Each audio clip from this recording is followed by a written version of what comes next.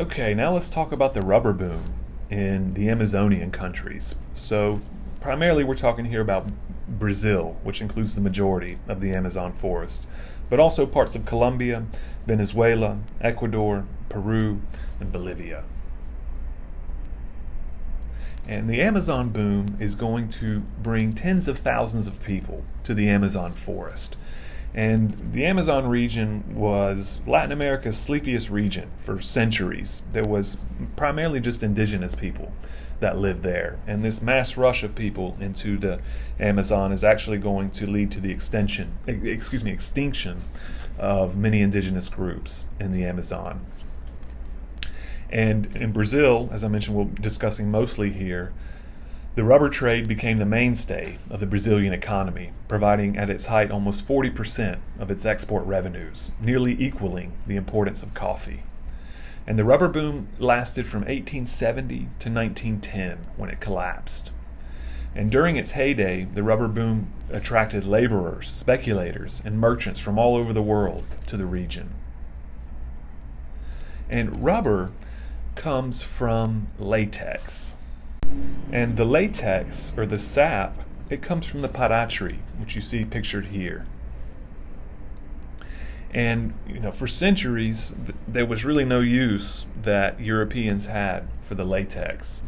And the indigenous people had actually used the latex and turned it into a variety of goods, such as balls they use in their ritual games, waterproof textiles, and containers. And the latex has several really unique qualities about it. Number one, it's waterproof, and number two, it's elastic. So it's an extremely rare quality in a natural product. And there was really no use for the latex until the process of vulcanization was introduced in 1839. And it was introduced by Charles Goodyear, of course, who would go on to create the Goodyear tire industry.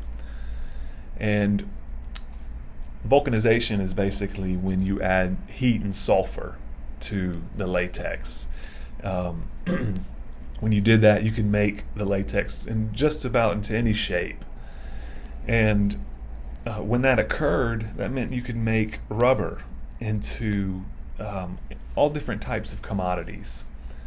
And rubber would be used to make things like boots, rubber bands, basketballs, golf balls, bicycle and automobile tires, and condoms.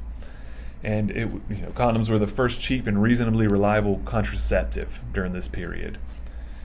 And the tree that produced the best rubber was the pará tree, and it was found throughout the Amazon, and it was native to the Amazon region.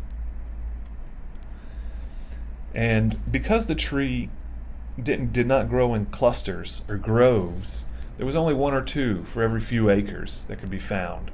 So a person who would tap the latex, they were known as seringueiros. And what they would do is they would create trails throughout the Amazon, locating the trees. And they would make incisions into the bark of the tree, which you see here on the right. And the latex would then flow down into a cup they placed at the bottom of the tree. And usually one rubber tapper could tend to between 60 and 150 trees. And they were always moving around throughout the forest collecting the rubber. And at first, during the early years, this rubber was collected by independent tappers. And they would travel by canoes through the forest, locating the trees, and then they would take the latex to the small towns throughout the Amazon where they would receive payment in their goods. But later, as the rubber boom gets underway after 1870, middlemen and merchants are going to move in, and they are going to control the rubber trade and the rubber tappers, because what they would do is they would provide credit to the tappers and instruments and tools that they would need throughout the collecting season, and this put the rubber tappers into debt. And we're going to have a reading in the Columbia Reader about living in the Amazon forest this week. And we'll see that living in the forest and tapping rubber was quite difficult lifestyle. And in the afternoons, the tappers, what they would do is they would take the latex and they would start to heat it up and to make it into a ball. And that's what you see occurring here. This woman, she is making the latex ball and making it into a harder substance.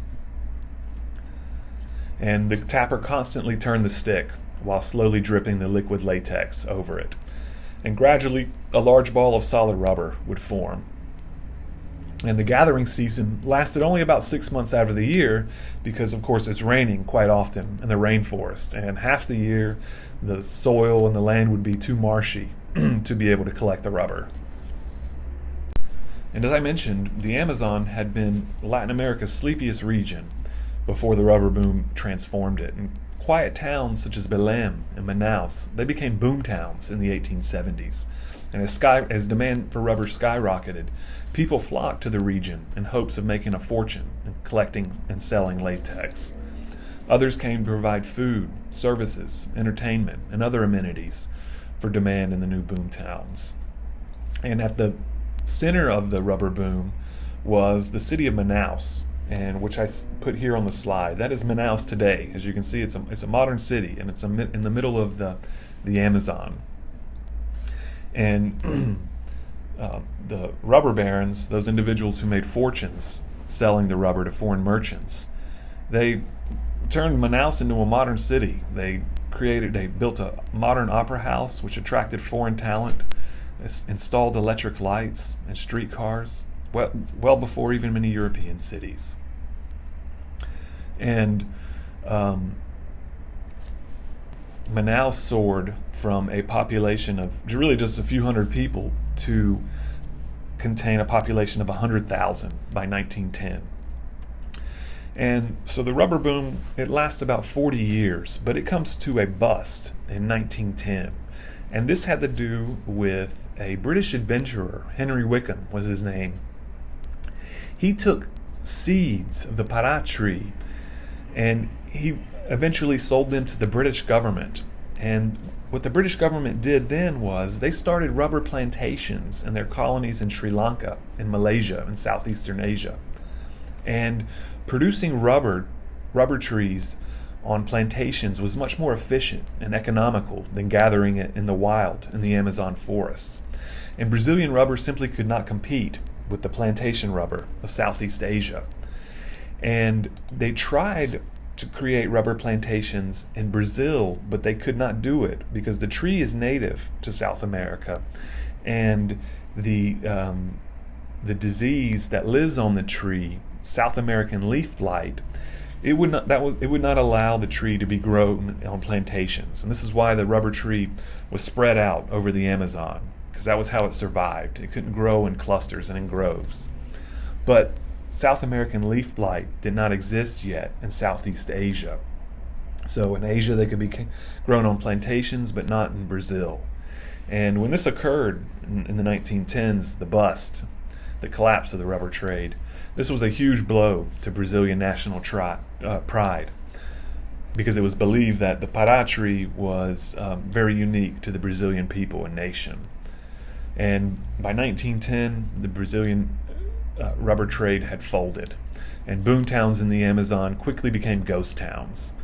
And today there is still some natural rubber that is produced, but mainly our rubber that we use on our automobile tires today comes from synthetic production. And